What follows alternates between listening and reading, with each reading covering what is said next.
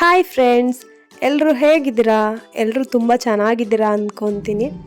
So welcome to my vlog. ಯಾರ್ಯಾರು ಹೊಸದಾಗಿ ನನ್ನ ಚಾನೆಲ್ನ ನೋಡ್ತಾ ಇದ್ರೋ ದಯವಿಟ್ಟು ಸಬ್ಸ್ಕ್ರೈಬ್ ಆಗಿ ವಿಡಿಯೋಸ್ನ ನೋಡಿ. ನಿಮ್ಗೇನಾದರೂ ನನ್ನ ಚಾನೆಲ್ ಇಷ್ಟ ಆಗ್ತಾ ಇದ್ದರೆ ಲೈಕ್ ಮಾಡಿ, ಕಮೆಂಟ್ಸ್ ಮಾಡಿ, ಶೇರ್ ಮಾಡ್ತಾಯಿರಿ. ಫ್ರೆಂಡ್ಸ್, ತುಂಬ ದಿನದಿಂದ ನಾನು ವ್ಲಾಗ್ ಮಾಡಿ ಅಪ್ಲೋಡ್ ಮಾಡಬೇಕು ಅಂದ್ಕೊತಾ ಇದ್ದೆ. ಬಟ್ ನನಗೆ ಟೈಮ್ ಸಾಕಾಗ್ತಾ ಇರಲಿಲ್ಲ. ಯಾಕಂದರೆ ವರ್ಕ್ ಪ್ರೆಷರ್ ಇತ್ತು, ಜೊತೆಗೆ ಮಗಳೂ ಬೇರೆ ಸ್ಕೂಲಿಗೆ ಹೋಗ್ತಾ ಇದ್ಲು, ನಾನು ಬೇರೆ ಹೊರಗಡೆ ಹೋಗ್ತಾ ಇದ್ದೆ. ಸೊ ಹಾಗಾಗಿ ಮಾಡೋಕ್ಕಾಗಲಿಲ್ಲ. ಸೊ ತುಂಬ ದಿನ ಆದಮೇಲೆ ನಮ್ಮ ಮನೆಯವರು ಒಂದು ಪ್ಲೇಸ್ ಹೋಗ್ತಾ ಇದ್ದೀನಿ ಅಂತ ಹೇಳಿದ್ರು. ಸೊ ಯಾವ ಪ್ಲೇಸು ಅನ್ನೋದನ್ನ ನಾನು ಮುಂದೆ ತಿಳಿಸ್ಕೊಡ್ತೀನಿ. ತುಂಬ ದಿನದಿಂದ ನನಗೂ ಮನೆ ವರ್ಕು ಅನ್ನೋ ಥರನೇ ಆಗಿಬಿಟ್ಟಿತ್ತು. ಹಾಗಾಗಿ ಎಲ್ಲಾದರೂ ಹೋಗ್ಬೇಕಲ್ಲ ಅಂತ ಪ್ಲ್ಯಾನ್ ಮಾಡ್ತಾ ಇದ್ದೆ. ಸೊ ಎಲ್ಲೋಗೋದು ಅಂತ ನನಗೂ ಅಷ್ಟಾಗಿ ಐಡಿಯಾ ಇರಲಿಲ್ಲ. ಸೊ ಜೊತೆಗೆ ಹೋಗ್ಬೇಕಂದ್ರೆ ಯಾರಾದರೂ ಒಬ್ಬರು ಬೇಕಿತ್ತು.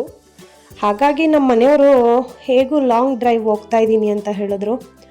ಹಾಗಾಗಿ ಅವರು ಒಬ್ಬರೇ ಹೋಗ್ತಾ ಇದ್ದರಿಂದ ನಾವು ಹೊರಟ್ವಿ, ನಾನು ಮತ್ತು ಮಗಳು. ನಾವು ಸಾಟರ್ಡೆ ಲೀವ್ ಇದ್ದಿದ್ದರಿಂದ ಫ್ರೈಡೇ ನೈಟ್ 10 o'clock ಹೊರಟಿದ್ದು. ಸೊ ಹೋಗ್ತಾ ಆನ್ ದ ವೇ ಗಾಡಿ ಓಡಿಸ್ತಾ ಸ್ವಲ್ಪ ನಿದ್ದೆ ಬರೋ ಥರ ಆಗ್ತಾಯಿತ್ತು. ಹಾಗಾಗಿ ಅಲ್ಲಲ್ಲಿ ಸ್ಟಾಪ್ ಮಾಡಿಕೊಂಡು ಸ್ವಲ್ಪ ಮುಖಕ್ಕೆ ನೀರು ಎರಚ್ಕೊಂಡು ಟೀ ಕಾಫಿ ಕುಡ್ಕೊಂಡು ಆನಂತರ ನಾವು ಮುಂದೆ ಹೋಗ್ತಾ ಇದ್ದಿದ್ದು. ಸೊ ನಾವು ರೀಚ್ ಆಗೋಷ್ಟರಲ್ಲಿ ಅರೌಂಡು 5:30 ಆಗಿಬಿಟ್ಟಿತ್ತು ಕರೆಕ್ಟಾಗಿ. ಸೊ ನಾವು ಆಲ್ರೆಡಿ ರೀಚ್ ಆಗ್ತಾಯಿದ್ದೀವಿ. ಬರ್ತಾ ಫುಲ್ಲು ಫಾಗ್ ಆಗ್ತಾಯಿದೆ. ಸೊ ಅದು ಹಿಂದೆ ಎಲ್ಲ ಇರಲಿಲ್ಲ. ಸೊ ನಾವು ರೀಚ್ ಆಗಿದ್ದ ಪ್ಲೇಸ್ ಹತ್ರ ಕರೆಕ್ಟಾಗಿ ಫುಲ್ ಫಾಗ್ ಇತ್ತು. ಈ ಪ್ಲೇಸ್ಗೆ ನಾನು ತುಂಬ ವರ್ಷಗಳಿಂದನೂ ಬರಬೇಕು ಅಂದ್ಕೊತಾ ಇದ್ದೆ. ಬಟ್ ಯಾರೂ ಕರ್ಕೊಂಡು ಬಂದಿರಲಿಲ್ಲ. ಫೈನಲಿ ನಮ್ಮ ಮನೆಯವರೇ ನನ್ನನ್ನು ಕರ್ಕೊಂಡು ಬಂದರು. ಸೊ ಯಾವ ಪ್ಲೇಸು ಅಂತ ಹೇಳಿದ್ರೆ ಇದು ಪುದುಚೇರಿ. ಸೊ ಇದು ಮುಂಚೆ ಇದು ಪಾಂಡುಚೇರಿ ಆಗಿತ್ತು. ಸೊ ನಾವು ಚಿಕ್ಕವರಾಗಿದ್ದಾಗೆಲ್ಲ ಪಾಂಡುಚೇರಿ ಹೋಗಬೇಕು ಅಂತ ಹೇಳ್ತಾ ಇದ್ವಿ. ಯಾಕಂದರೆ ಆ ಪ್ಲೇಸ್ ನಾವು ನೋಡಿರಲಿಲ್ಲ. ಹಾಗಾಗಿ ಸೊ ಇವಾಗ ಕರ್ಕೊಂಡು ಬಂದರೆ ಅದು ಪಾಂಡಿಚೇರಿ ಹೋಗಿ ಪುದುಚೇರಿ ಆಗಿಬಿಟ್ಟಿದೆ. ನನಗೆ ಗೊತ್ತೇ ಇಲ್ಲ. ನಾವು ಈ ಪ್ಲೇಸ್ಗೆ ಫಸ್ಟ್ ಟೈಮ್ ಬರ್ತಾ ಇರೋದ್ರಿಂದ ನಾನು ಇದೇ ಫಸ್ಟು ಈ ಥರ ನೋಡ್ತಾ ಇರೋದು. ಸೊ ತುಂಬ ಚೆನ್ನಾಗಿತ್ತು. ಮತ್ತು ನಾವು ಈ ಪ್ಲೇಸ್ಗೆ ಫ್ರೈಡೇ ಬರೋ ಬದಲು ನೆಕ್ಸ್ಟು ವೆಡ್ನೆಸ್ಡೇ ಬಂದಿದ್ದಿದ್ರೆ ಇನ್ನೂ ಸೂಪರಾಗಿರೋದು. ನಾವು ವರ್ಕ್ ಅಂತ ಹೇಳಿ ನಾವು ಬಂದಿದ್ದು. ಬಟ್ ಕ್ರಿಶ್ಚಿಯನ್ಸ್ ಇದ್ದಾರಲ್ಲ, ಹಾಗಾಗಿ ವೆಡ್ನೆಸ್ಡೇ ಕ್ರಿಸ್ಮಸ್ನ ತುಂಬ ಚೆನ್ನಾಗಿ ಸೆಲೆಬ್ರೇಟ್ ಮಾಡ್ತಾರೆ ಅನಿಸುತ್ತೆ. ಹಾಗಾಗಿ ಆದರೂ ಬೇರೆ ಸ್ಟೇಟಲ್ಲಿ ನಮ್ಮ ಕನ್ನಡ ಸಾಂಗ್ಸ್ನ ಕೇಳಿಕೊಂಡು ಟ್ರಾವೆಲ್ ಮಾಡ್ತಾ ಇದ್ದರೆ ಅದ್ರ ಮಜಾನೇ ಬೇರೆ ಅಲ್ವಾ ಫ್ರೆಂಡ್ಸ್? ನಿಮಗೂ ಈ ಥರ ಬೇರೆ ಸ್ಟೇಟಿಗೆ ಹೋಗಿ ನಮ್ಮ ಕನ್ನಡ ಸಾಂಗ್ ಕೇಳೋದಕ್ಕೆ ಖುಷಿ ಆಗತ್ತಾ? ಕಮೆಂಟ್ಸ್ ಮಾಡಿ ತಿಳಿಸಿ. ಮತ್ತು ಇಲ್ಲಿ ವಿಶೇಷ ಏನು ಅಂತ ನಮ್ಗೆ ಅಷ್ಟು ಸರಿಯಾಗಿ ಗೊತ್ತಿಲ್ಲ. ನಿಮ್ಗೆ ಯಾರಿಗಾದ್ರೂ ಗೊತ್ತಿದ್ರೆ ಕಮೆಂಟ್ಸ್ ಮಾಡಿ. ನಾನು ನನ್ನ ಮಗಳಂತೂ ತುಂಬ ಎಂಜಾಯ್ ಮಾಡಿದ್ವಿ ಫಾಗಲ್ಲಿ. ಸೊ ನಾವು ಗಾಡಿ ಮೂವ್ ಆಗ್ತಾ ಸಿಕ್ಕಾಪಟ್ಟೆ ಎಂಜಾಯ್ ಮಾಡ್ತಾಯಿದ್ವಿ. ನನ್ನ ಮಗಳಂತೂ ಇದು 2ನೇ ಸರಿ ಈ ಥರ ಲಾಂಗ್ ಟ್ರಿಪ್ ಬಂದಿರೋದು. ಇದಕ್ಕೂ ಮುಂಚೆ ಒಂದೇ ಸರಿ ಕರ್ಕೊಂಡು ಹೋಗಿದ್ದಿದ್ದು. ಸೊ ಅವಾಗಂತೂ ನಮಗೆ ಯಾಕಾದರೂ ಬಂದ್ವೋ ಅನಿಸ್ಬಿಟ್ಟಿತ್ತು. ಆ ಥರ ಟಾರ್ಚರ್ ಕೊಟ್ಬಿಟ್ಟಿದ್ಲು. ಬಟ್ ಇವಾಗ ಅಂತೂ ಅಷ್ಟು ಟಾರ್ಚರ್ ಕೊಟ್ಟಿಲ್ಲ. ಬಟ್ ಚೆನ್ನಾಗಿ ಆಟ ಆಡ್ಕೊಂಡಿದ್ಲು. ನಾವೀಗ ಸಿಟಿ ಒಳಗಡೆ ರೀಚ್ ಆಗ್ತಾ ಇದ್ದೀವಿ. ನಮ್ಮ ಮನೆಯವ್ರಿಗೆ ಕೆಲಸ ಇದೆ ಅಂತ ಹೇಳಿದ್ನಲ್ಲ. ಸೊ ಅದು ಒಂದು 1/2 hour ಕೆಲಸ ಅಷ್ಟೇ. ಹಾಗಾಗಿ ಅಲ್ಲಿ ಹೋಗಿ ಅವರೊಂದು 1/2 hour ಕೆಲಸ ಮುಗಿಸ್ಕೊತಾರೆ. ಆನಂತರ ನಾವು ಎಲ್ಲಿ ಹೋಗಬೇಕು ಅನ್ನೋದನ್ನು ಪ್ಲ್ಯಾನ್ ಮಾಡ್ಕೊತೀವಿ. ಸೊ ಹೋಗ್ತಾ ರೋಡ್ನಲ್ಲಿ ಆನ್ ದ ವೇ ನಾನು ಕ್ಲಿಪ್ಪಿಂಗ್ಸ್ನ ತೊಗೋತಾ ಇದ್ದೆ.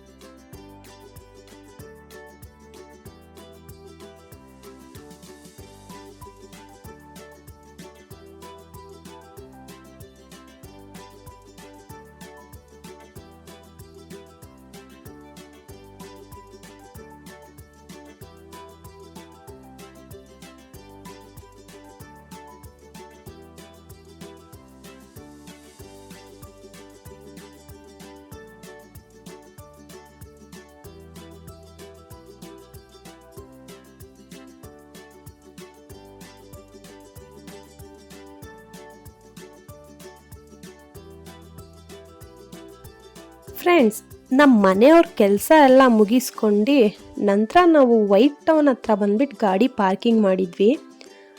ಅಲ್ಲಿಂದ ನಾವು ಹೇಗೂ ಸ್ನಾನ ಮಾಡಬೇಕಲ್ಲ ಅಂತ ನೋಡ್ಕೊತಾ ಇದ್ವಿ. ಸೊ ಸ್ನಾನ ಮಾಡೋದಕ್ಕೆ ನಾವು ರೂಮ್ ಏನೂ ಮಾಡಿರಲಿಲ್ಲ, ಯಾಕಂದರೆ ನಮ್ಮದೇ ಗಾಡಿ ಇದೆಯಲ್ಲ, ನಾವೇನು ಸ್ಟೇ ಆಗ್ತಾ ಇರಲಿಲ್ಲ. ಹಾಗಾಗಿ ಮತ್ತು ವರ್ಕ್ ಬಂತು ಅಂದರೆ ಮತ್ತೆ ಹೋಗೋ ಪ್ಲಾನಿಂಗ್ ಇತ್ತು. ಹಾಗಾಗಿ ನಾವು ರೂಮೇನೂ ಮಾಡ್ಕೊಂಡಿಲ್ಲ. ನಾವು ಬೀಚಲ್ಲಿ ಆಟ ಆಡಿಕೊಂಡು ಪಕ್ಕದಲ್ಲೇ ಒಂದು ವಾಶ್ರೂಮ್ ಇದೆ, ಅಲ್ಲಿ ಬಾತಿಂಗ್ ಎಲ್ಲ ಇದೆ. ಸೊ ಅಲ್ಲಿ ಅದು ಯೂಸ್ ಮಾಡ್ಕೊಳ್ಳೋದ ಅಂತ ಹೇಳಿ ನಾವು ನೀರಲ್ಲಿ ಆಟ ಆಡೋಕ್ಕೆ ಅಂತ ಬಂದ್ವಿ. ನನ್ನ ಮಗಳಂತೂ ನೀರು ನೋಡಿ ತುಂಬ ಹೆದರ್ಕೊಂಡ್ಳು. ಸೊ ಅವಳು ಅಂತೂ ನೀರಿಗೆ ಕಾಲೇ ಇಟ್ಟಿಲ್ಲ, ಬಡ್ಕೊತಾನೇ ಇದ್ಲು. ನಮ್ಮ ಮನೆಯವರು ಎಷ್ಟೇ ಆಟ ಆಡ್ಸೋಕ್ಕೆ ಟ್ರೈ ಮಾಡಿದ್ರೂ ಅವಳು ನೀರೊಳಗಡೆ ಬಂದೇ ಇಲ್ಲ. ಯಾಕಂದರೆ ಮಕ್ಕಳಿಗೆ ನೀರಂದರೆ ಸ್ವಲ್ಪ ಭಯ ಅಲ್ವಾ. ಜೊತೆಗೆ ಅವಳಿಗೆ ನಾವು ಮೊನ್ನೆ ತಲಕಾಡಿಗಷ್ಟೇ ಕರ್ಕೊಂಡು ಹೋಗಿದ್ದಿದ್ದು. ಅದು ಬಿಟ್ಟರೆ ಅವಳಿಗೆ ಬೇರೆ ಇನ್ಯಾವ ನೀರಲ್ಲೂ ಅವಳು ಆಟ ಆಡ್ತಾ ಇರಲಿಲ್ಲ. ಮಾಮೂಲಿ ಮನೆ ಹತ್ರ ಎಲ್ಲ ನೀರಲ್ಲಿ ಆಟ ಆಡ್ತಾಳೆ, ಬಟ್ ಈ ಥರ ಸಮುದ್ರದಲ್ಲಿ ನದಿನಲ್ಲಿ ಎಲ್ಲ ಅವಳಿಗೆ ಸ್ವಲ್ಪ ಭಯ ಜಾಸ್ತಿ ಆಗುತ್ತೆ. ಹಾಗಾಗಿ ಅವಳು ಆಟ ಆಡಿಲ್ಲ. ಇನ್ನೇನು ಮಾಡೋದು ಅಂತ ಹೇಳಿ ನಾವು ಆಟ ಆಡೋಕ್ಕೆ ಹೋಗಿಲ್ಲ. ಅಲ್ಲಿ ಇರುವಂಥ ಬೀಚನ್ನ ನಾವು ನೋಡಿಕೊಂಡು ಕ್ಲಿಪ್ಪಿಂಗ್ಸ್ ಎಲ್ಲ ತಗೊಂಡು ನಂತರ ಇನ್ನೇನು ಮಾಡೋದು ಅಂತ ಹೇಳಿ ಹೊರಡೋದ ಅಂದ್ಕೊಂಡ್ವಿ. ಅಷ್ಟರಲ್ಲಿ ಹಣ್ಣು ಮಾರ್ಕೊಂಡು ಬಂದರು. ಅವರು ನೋಡಿದ ತಕ್ಷಣ ನನ್ನ ಮಗಳು ಹಣ್ಣು ಬೇಕು ಅಂತ ಹೇಳಿದ್ಲು. ಟೈಮ್ ಬಂದು 7:30 ಅಷ್ಟೇ ಆಗಿದ್ದಿದ್ದು. ಸೊ ಬೆಳಗ್ಗೆ ಹಣ್ಣು ತಿನ್ನೋದು ಬೇಡ ಅಂದ್ಕೊಂಡ್ರು ಅವಳು ಹೇಳಿದ ಮಾತು ಕೇಳಲ್ಲ. ಸರಿ ಇನ್ನೇನು ಮಾಡೋದು, ಅವಳು ಬಾಯಿ ಒಂದು ಮುಚ್ಚಿಸೋಕ್ಕಾಗಲ್ಲ ಅಂತ ಹೇಳಿ ಒಂದು ಹಣ್ಣು ತೊಗೊಂಡು ಮತ್ತು ಮ್ಯಾಂಗೋ ತೊಗೊಂಡು ತಿಂದ್ಕೊಂಡು ಅಲ್ಲಿಂದ ವಾಪಸ್ ಹೋಗ್ತಾ ಇದ್ವಿ. ಆನಂತರ ನಾವು ವೈಟ್ ಟೌನ್ನ ನೋಡೋದ ಅಂತ ಹೇಳಿ ನಾವು ಬಂದ್ವಿ. ಸೊ ನಮ್ಮ ಮನೆಯವರು ಗಾಡಿನಲ್ಲೇ ತೋರಿಸ್ತೀನಿ ಬಾ ಅಂತ ಹೇಳಿ ಗಾಡಿನಲ್ಲೇ ಹೋಗ್ತಾ ಇದ್ವಿ. ಸೊ ನೋಡ್ತಾ ನನಗಂತೂ ಕನ್ಫ್ಯೂಸ್ ಆಗಿಬಿಡ್ತಾಯಿತ್ತು. ಯಾಕಂದರೆ ನಾವು ಯಾವುದೋ ಬೇರೆ ಕಂಟ್ರಿಗೆ ಬಂದುಬಿಟ್ಟಿದ್ದೇವೆ ಅನಿಸ್ಬಿಡ್ತು. ಯಾಕಂದರೆ ಪ್ಲೇಸ್ ಮಾತ್ರ ಅಷ್ಟು ಸೂಪರಾಗಿತ್ತು. ಯಾಕಂದರೆ ಮನೆ ಯಾವುದು, ಶಾಪ್ ಯಾವುದು ಅನ್ನೋದೇ ಗೊತ್ತಾಗಲ್ಲ. ಪ್ರತಿಯೊಂದು ಡೋರ್ಗೂ ಈ ಥರ ಅಲಂಕಾರಗಳು ಮಾಡ್ಕೊಂಡಿರ್ತಾರೆ ಪ್ಲಾಸ್ಟಿಕ್ ಫ್ಲವರ್ಸ್ನಲ್ಲಿ.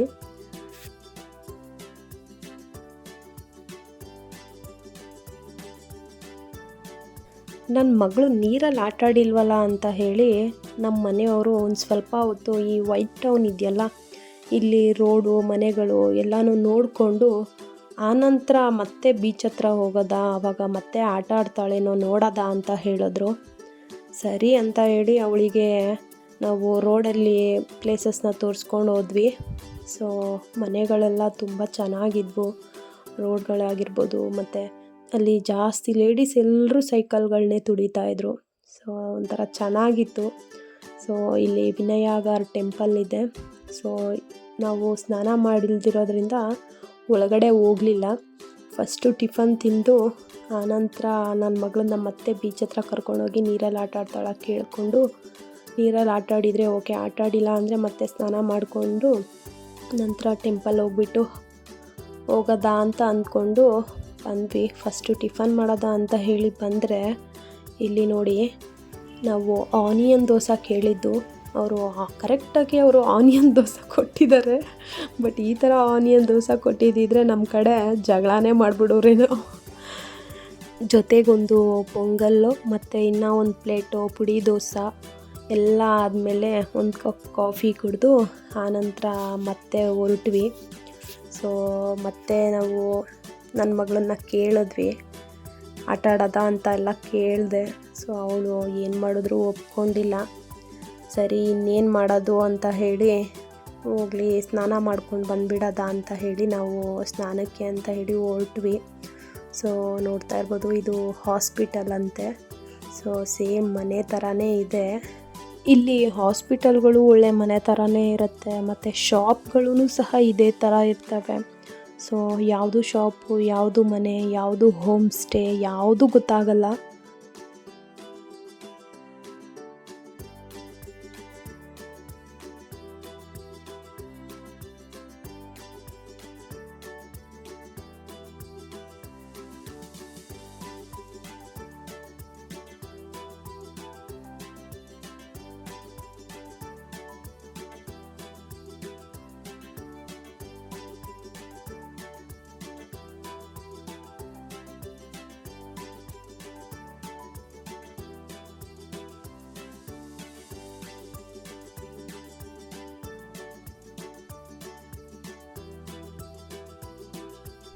ಫ್ರೆಂಡ್ಸ್, ನಾನು ಇಲ್ಲಿ ರೋಡಲ್ಲಿ ಹೋಗ್ತಾ ಇದ್ದೆ.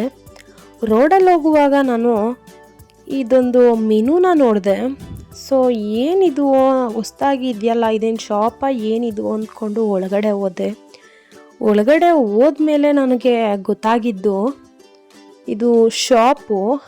ಇಲ್ಲಿ ಬಂದು ಬಟ್ಟೆಗಳು ಮತ್ತು ಡೈಲಿ ಯೂಸ್ ಮಾಡುವಂಥ ಕ್ರೀಮ್ಗಳು, ಆಯಿಲ್ಗಳು ಮತ್ತು ಪರ್ಫ್ಯೂಮ್ಸು ಮತ್ತು ಇನ್ನೂ ಕೆಲವೊಂದು ಐಟಮ್ಸ್ಗಳು ಇಲ್ಲಿ ಸಿಗುತ್ತಂತೆ. ಸೊ ವಿಡಿಯೋ ಮಾಡ್ಬೋದಾ ಅಂತ ಕೇಳಿದೆ. ಸೊ ಅವರು ಪರ್ಮಿಷನ್ ಕೊಟ್ಟಿಲ್ಲ. ಹಾಗಾಗಿ ನಾನು ಜಸ್ಟ್ ಹೊರಗಡೆ ಮಾತ್ರ ಕ್ಲಿಪ್ಪಿಂಗ್ಸ್ನ ತೊಗೊಂಡು ಬಂದುಬಿಟ್ಟೆ. ಸೊ ಇಲ್ಲಿ ನೋಡಿ, ಎಷ್ಟು ಏಜ್ ಆಗಿದ್ರೂ ಸೈಕಲ್ ಅಂತೂ ತುಳಿತಾನೇ ಇರ್ತಾರೆ. ಅದೊಂದು ಇಲ್ಲಿ ಖುಷಿ ಆಯಿತು ನನಗೆ. ಯಾಕಂದರೆ ಇಲ್ಲಿ ಪೊಲ್ಯೂಷನ್ನ ಹಾಳು ಮಾಡ್ಕೊಬಾರ್ದು ಅಂತ ಹೇಳಿ ಈ ಥರ ಸೈಕಲ್ನ ಯೂಸ್ ಮಾಡ್ಕೊತಾರೆ.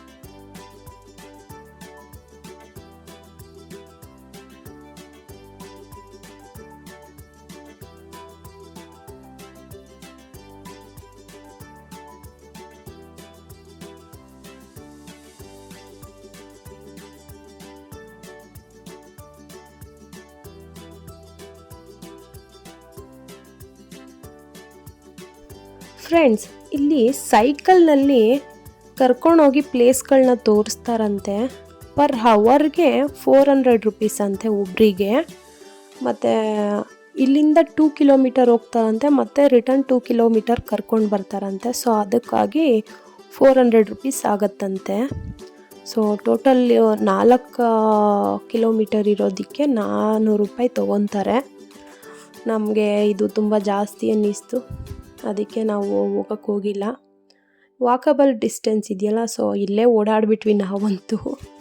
ಆಲ್ಮೋಸ್ಟ್ ಒಂದಷ್ಟು ಪ್ಲೇಸ್ಗಳನ್ನ ನಾವು ನೋಡೇ ಬಿಟ್ಟಿದ್ದೀವಿ ಇಲ್ಲಿ.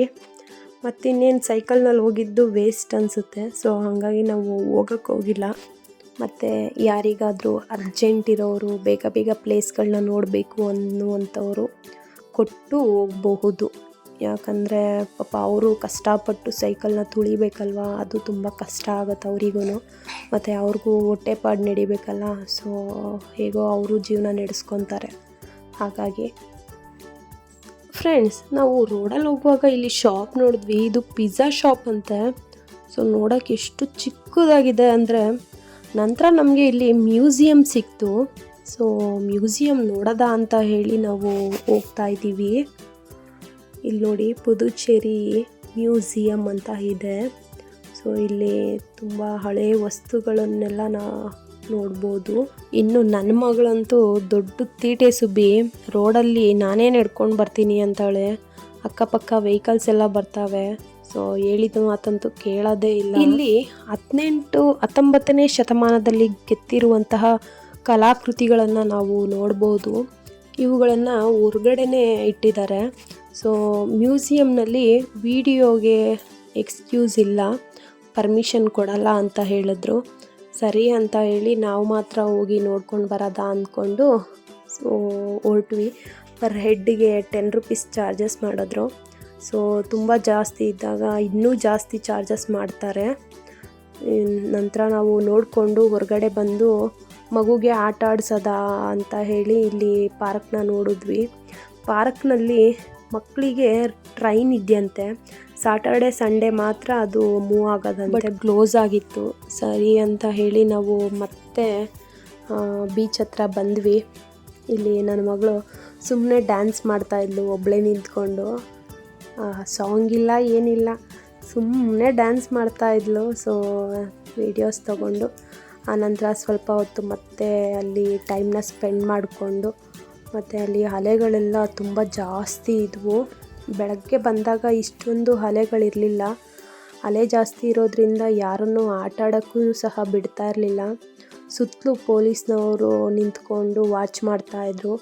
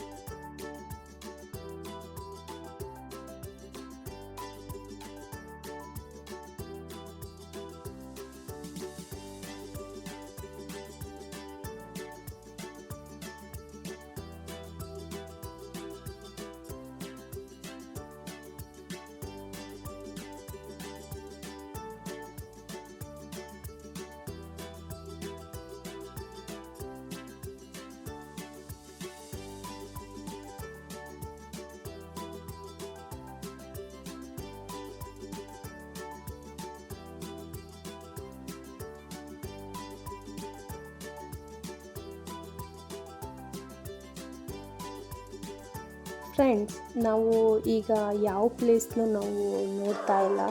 ಯಾಕಂದರೆ ನಮ್ಮ ಮನೆಯವ್ರಿಗೆ ಸ್ವಲ್ಪ ವರ್ಕ್ ಇದೆಯಂತೆ. ಹಾಗಾಗಿ ಹೋಗ್ತಾ on the way Arunachalam temple ತೋರಿಸ್ಕೊಂಡು ಹೋಗ್ತೀನಿ ಅಂತ ಹೇಳಿದ್ರು. ನಾವು ಲಾಸ್ಟ್ ಟೈಮ್ ಅರುಣಾಚಲಂ ಟೆಂಪಲ್ ಹೋದಾಗ ಟೆಂಪಲ್ ಹೋದ್ವಿ, ಬಟ್ ದರ್ಶನ ಮಾಡಲಿಕ್ಕಾಗಿಲ್ಲ. ಯಾಕಂದರೆ ಟೈಮ್ ಆಗೋಗ್ಬಿಟ್ಟಿತ್ತು. ಇವಾಗ್ಲೂ ಹೊರಡೋಷ್ಟರಲ್ಲಿ ಟೈಮ್ ಆಗಿಬಿಡುತ್ತೆ, ಬಟ್ ದರ್ಶನ ಸಿಗುತ್ತೋ ಇಲ್ವೋ ಗೊತ್ತಿಲ್ಲ. ಹೋಗಿದ ಮೇಲೆ ಗೊತ್ತಾಗುತ್ತೆ. ಸೊ ಅದರದ್ದನ್ನ ನಾನು ಇನ್ನೊಂದು ವ್ಲಾಗ್ ಮಾಡಿರ್ತೀನಿ. ಸೊ ಯಾಕಂದರೆ ವಿಡಿಯೋ ತುಂಬ ಲೆಂತ್ ಆಗಿಬಿಡುತ್ತೆ, ಹಾಗಾಗಿ ನಾನು ಅದು ಇನ್ನೊಂದು ವ್ಲಾಗ್ ಮಾಡಿರ್ತೀನಿ. ಸೊ ನೀವು ಅಲ್ಲಿ ಹೋಗಿ ನೋಡ್ಬೋದು. ನಾನು ಈ ವ್ಲಾಗ್ನ ಇಲ್ಲಿಗೆ ಎಂಡ್ ಮಾಡ್ತಾಯಿದ್ದೀನಿ. ಸೊ ನಿಮಗೇನಾದರೂ ವಿಡಿಯೋ ಇಷ್ಟ ಆಗಿದ್ದರೆ ದಯವಿಟ್ಟು ಸಬ್ಸ್ಕ್ರೈಬ್ ಆಗಿ ವಿಡಿಯೋಸ್ನ ನೋಡಿ. ನಿಮಗೇನಾದರೂ ನನ್ನ ಚಾನೆಲ್ ಇಷ್ಟ ಆಗ್ತಾ ಇದ್ದರೆ ಲೈಕ್ ಮಾಡಿ, ಕಮೆಂಟ್ ಮಾಡಿ, ಶೇರ್ ಮಾಡ್ತಾರೆ. So friends, take care of your health. Bye bye. ಮತ್ತೊಂದು ವ್ಲಾಗ್ ಮುಖಾಂತರ ಮತ್ತೆ ಸಿಗ್ತೀನಿ.